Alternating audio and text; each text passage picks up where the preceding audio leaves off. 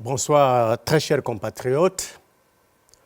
En ma qualité de vice-premier ministre, ministre de l'Intérieur, de la Sécurité, Décentralisation et Affaires coutumières, j'ai l'honneur de pouvoir me présenter ce soir devant vous pour un message important. Celui-ci en rapport avec la situation d'insécurité advenue à l'est de notre pays, plus particulièrement dans la province du Nord Kivu, où le Rwanda, par le couvert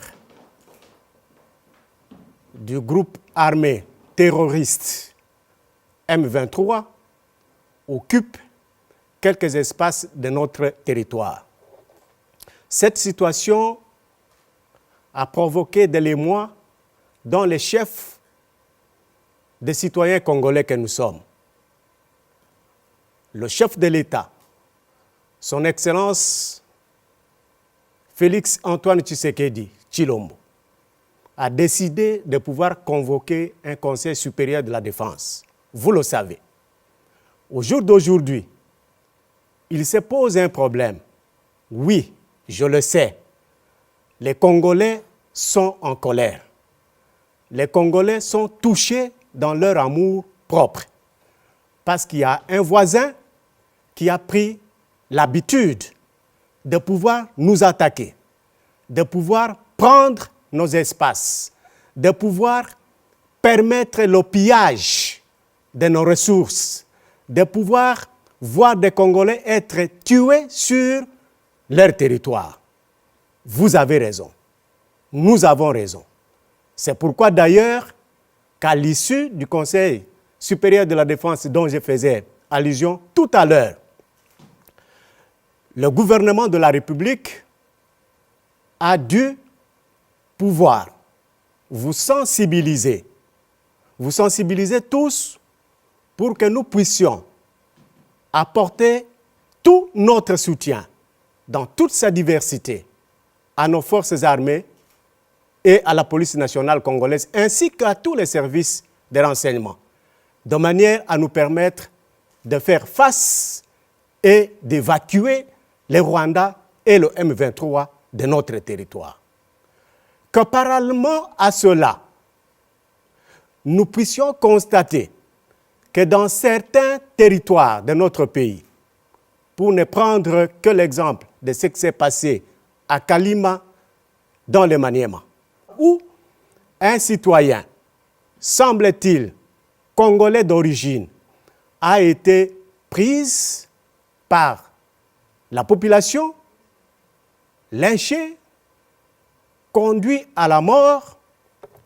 À Kinshasa, vous avez aussi vu qu'un groupe de citoyens, un groupe de jeunes gens s'est permis de circuler dans certains quartiers de notre ville, se disant à la recherche des Rwandais.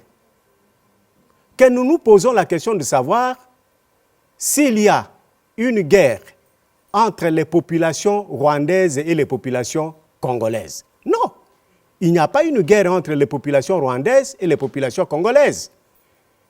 C'est le gouvernement rwandais qui nous mène à nous, le peuple congolais, le gouvernement congolais, la guerre.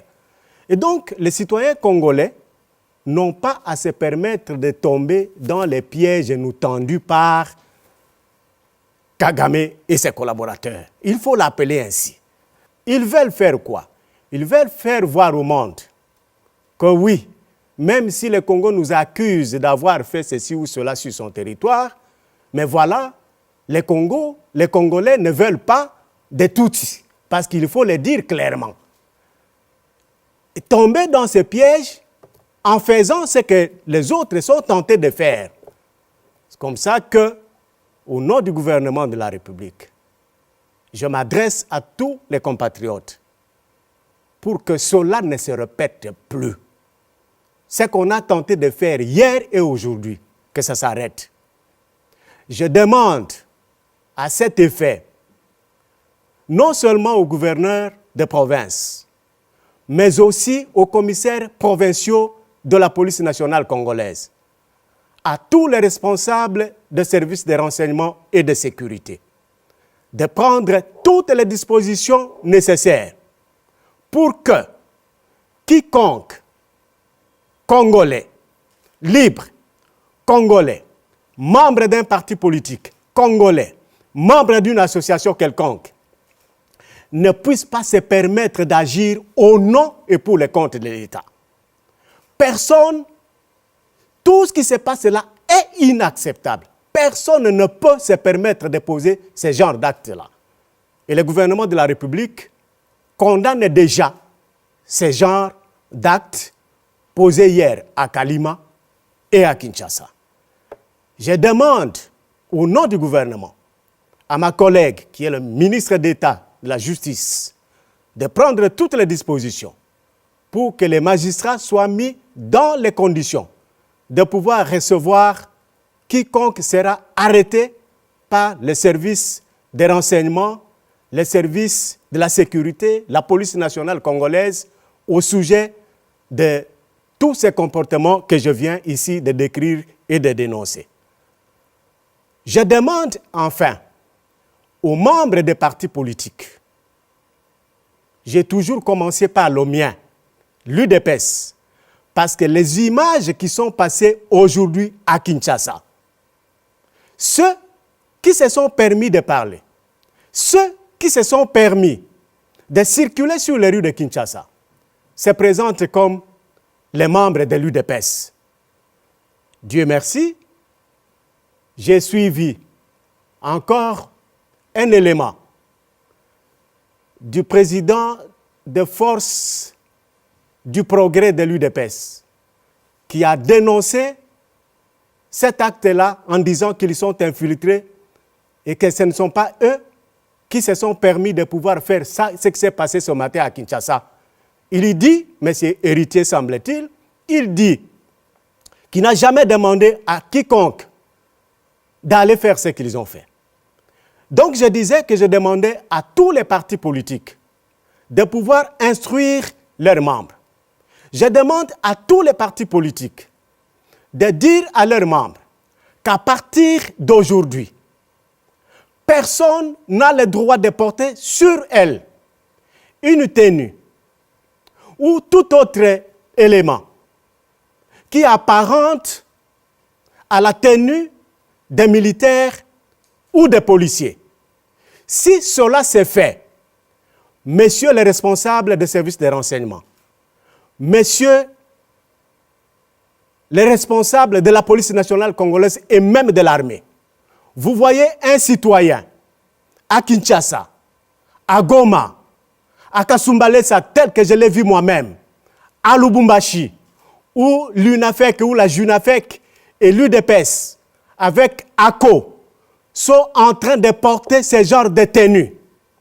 Il faut l'arrêter, il faut les arrêter et les conduire devant la police, devant le parquet, pour qu'ils soient jugés et condamnés.